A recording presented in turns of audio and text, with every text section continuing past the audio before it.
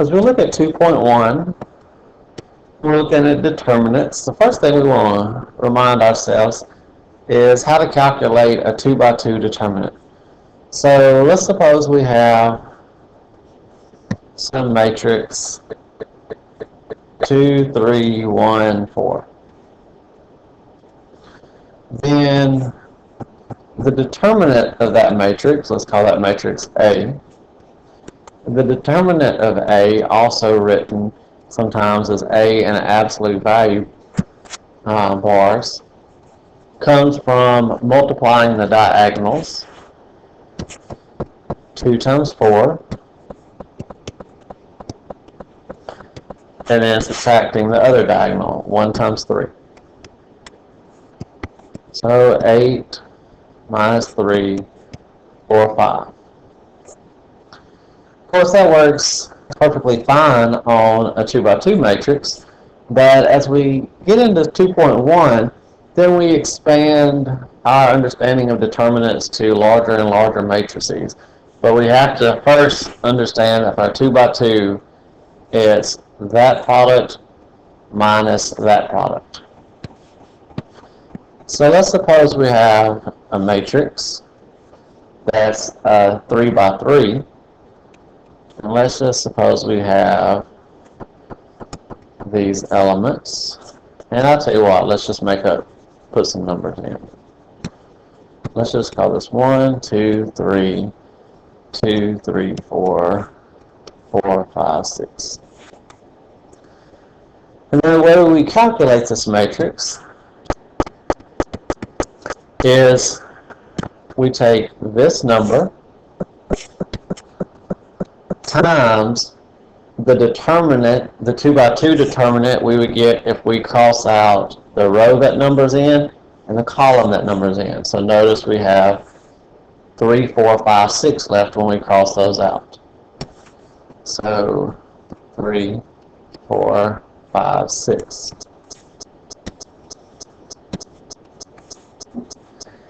Then we have to go to the next number in the first row, 2. Oops. But instead of adding, we're going to subtract 2 times the determinant we get when we cross out the row that 2 is in and the column 2 is in. So 2, 4, 4, 6. 2, 4, 4, 6.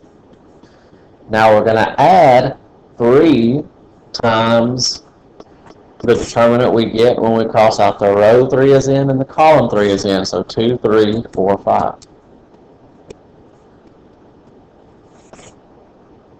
Well, now that we have it written in terms of 2 by 2 matrices, each of those are things that we can calculate. So we have 1 times this determinant, which is 18 minus 20, minus 2 times this determinant, which is 12 minus 16, plus 3 times this determinant, which is 10 minus 12. So that's negative 2 plus 8 minus 6, 6 minus 6, which is 0. Now, one thing you might remember back from chapter 1, if we had the determinant of a matrix to come out to be 0, then one thing that tells us is that that matrix does not have an inverse.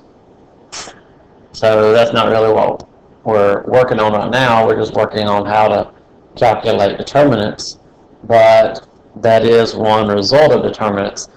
If the determinant of a matrix is 0, that determinant does not have an inverse. So let's look at a couple things then. These matrices that we came out with when we crossed out rows and column,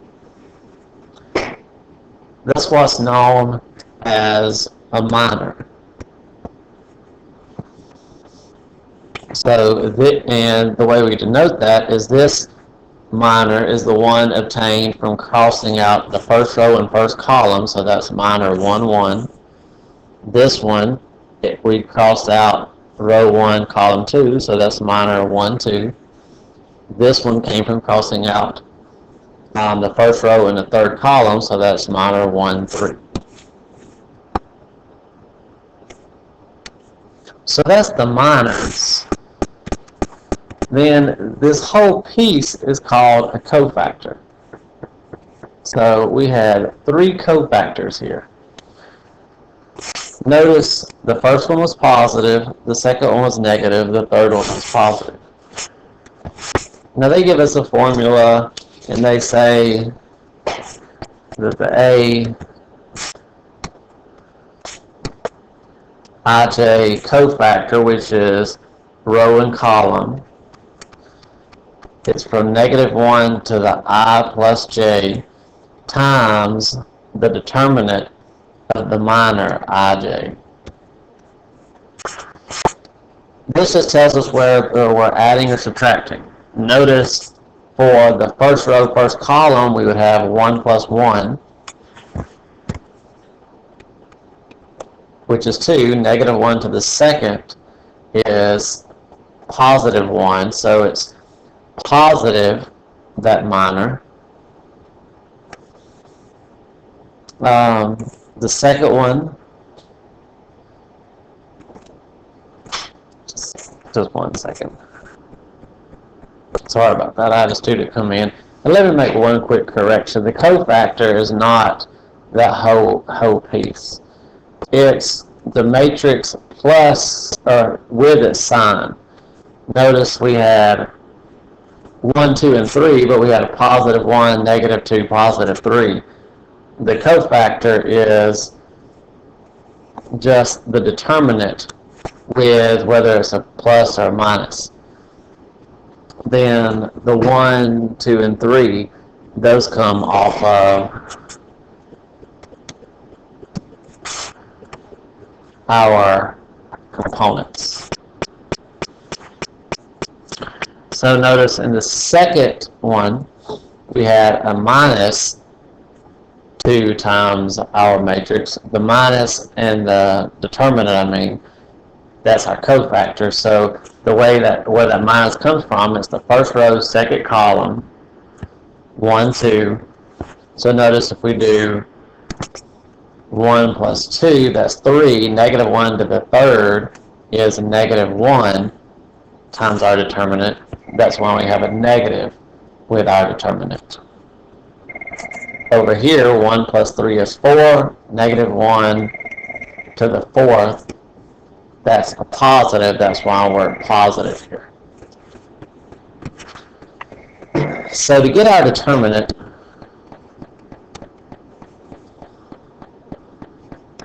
which again we use this notation, we take our element, our 1, element times the cofactor plus our element times the cofactor plus the next element times the cofactor until we go all the way across the top row. And that will give us our determinant. Now, then you may speculate, well, what if it's larger than a 3 by 3? Well, then each of those individual matrices will have to break up again in this same form. So let's take a look at one of those. So let's suppose we have the 4 by 4 matrix 2, 0, 3, 0, 1, 4, -2, 1, 0.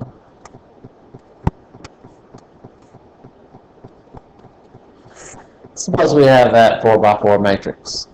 Then we're just going to expand it across the top row.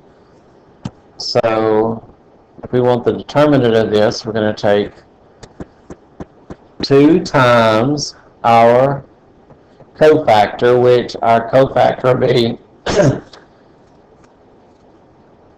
a positive, because 1 and 1 is 2. -1 to the second, that'll be positive whatever we get when we do that matrix. So that matrix, when we cross out row and column, 4, negative 2, 1, 2, 3, 1, 2, 4, negative 2. Which notice that gives us a 3 by 3. So then you're going to have to also expand that determinant to break it down to a 2 by 2. Then we're going to, since that one was positive, the next one will be negative. This element times whatever we get when we cross out that row and column.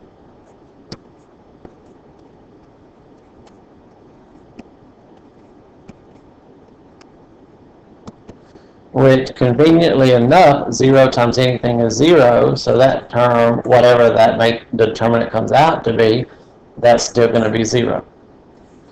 So that was positive, negative. This next one will be positive because this will be negative 1 to the first row, third column. 1 plus 3 is 4. Negative 1 to the fourth is positive. So plus 3, our element, times the determinant we get when we cross out row and column.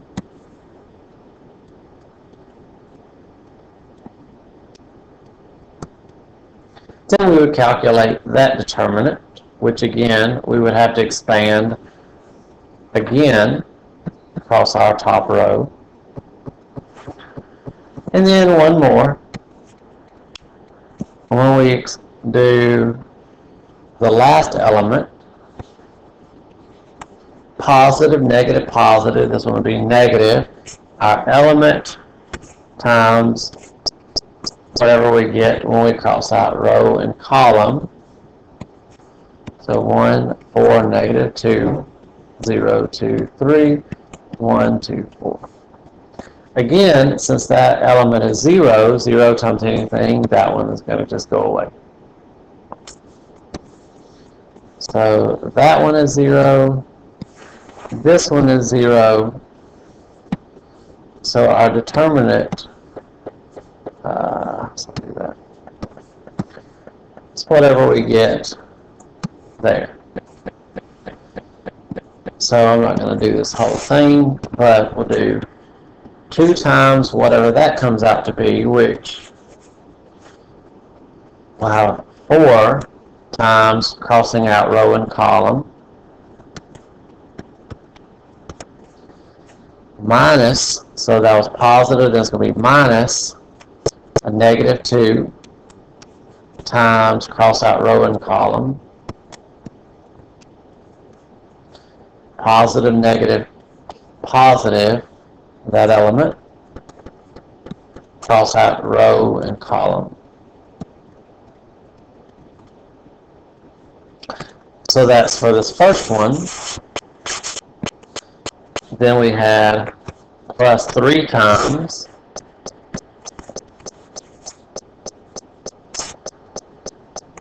this one. So 1 times cross out row and column. That's positive, now negative 4. Cross out row and column, 0, 1, 1, negative 2. Positive, negative, positive, and then our element is 1. Cross out row and column, 0, 2, 1, 2. So now we have it expanded, broken down to 2 by 2 determinants. So each of these we can calculate. Negative 6 minus 4. Negative 4 minus 2. 8 minus 6. And so forth. Then we just multiply, multiply, multiply, distribute, and combine. I guess we can go ahead and finish this out real quickly. Negative 4 minus 2, 0 minus 1, 0 minus 2. So let's see. In this first one we have 4 times negative 10, so negative 40. This is a positive. 2 times minus 6, so minus 12. 1 times 2. Then for the second one, we have 3 times this, so 1 times minus 6. Negative 4 times negative 1. 1 times negative 2. So 2 times, let's see, negative 52 plus 2, so negative 50. Negative 6 plus 4, negative 2 minus 2 minus 4. So negative 100 minus 12, or negative 112. So that took a little bit of work. And in fact, that was even shortened by the fact that we had zeros multiplied by our cofactors. So that was actually half of what it would normally take to do a 4 by 4. So you can see this can get rather lengthy in a hurry. And in fact, on one of the pages in the book, they get to talking about how long this really can be. Let's see. They talk about, think about if you did a 50 by 50 matrix, this is on page 187, then we would have 50 49 by 49 determinants. And it turns out that it would take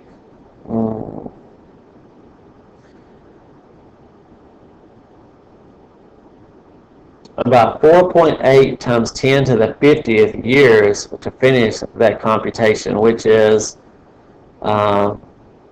way longer than the Earth has even been in existence. So, just a rather lengthy process. So there are things that we do to try to shorten this as much as possible.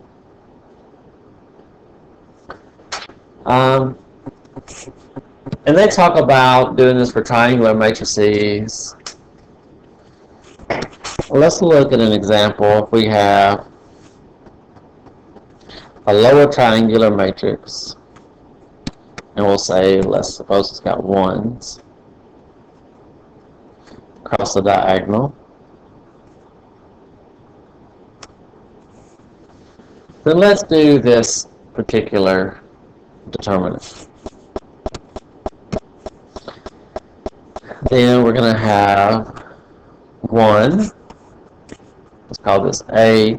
So the determinant of A, also known as that, is 1 times whatever we get when we cross out row and column. So 1, 0, 1, 1. Minus 0 times cross out row and column, plus 0 times cross out row and column, which notice that when we do that, this one is 0, this one is 0, so we're left with 1 times 1 times 1 minus 1 times 0, which is 1 times 1, or 1. So notice what we ended up with was 1 times 1 times 1. That was 0. 1 times 1 times 1, those numbers came off of our diagonal. We do another example. Let's suppose we don't limit our diagonal to be in 1s. Let's suppose we have 2, 3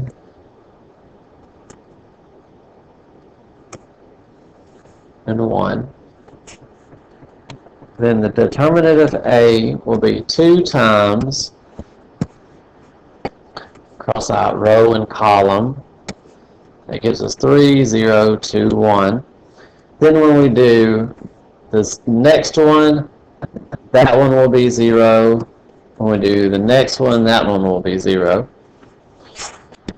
So we'll get 2 times 3 times 1 minus 0. So 2 times 3 times 1.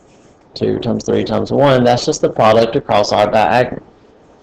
So anytime we have a lower triangular, or it turns out the same can be true if we have an upper triangular, then the determinant of that matrix is just the product down your diagonal.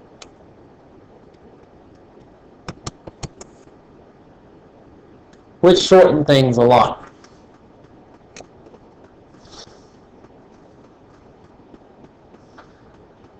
So, one last thing that we'll mention about 2.1 is theorem 2. So let's suppose that T is an upper triangular matrix. Then T has an inverse if and only if the determinant of that does not equal 0, which we've looked at that in the past. That was one of the first things we mentioned back when we looked at, let's see, this problem, when we calculated our determinant and it came out to give us 0. That our matrix only has a determinant, an inverse, if the determinant is non-zero. If we were to look at an upper triangular matrix and we ended up with 0 on the diagonal,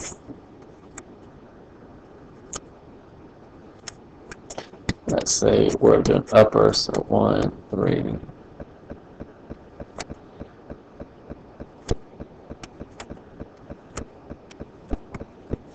Then notice if we calculated that determinant, remember being upper triangular, then the determinant of that comes from multiplying down the diagonal, and that determinant is 0. But notice also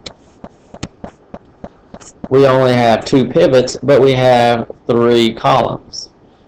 Remember, in order for our matrix to be invertible, we have to have as many pivots as we have columns. We don't have that, so we don't have an inverse.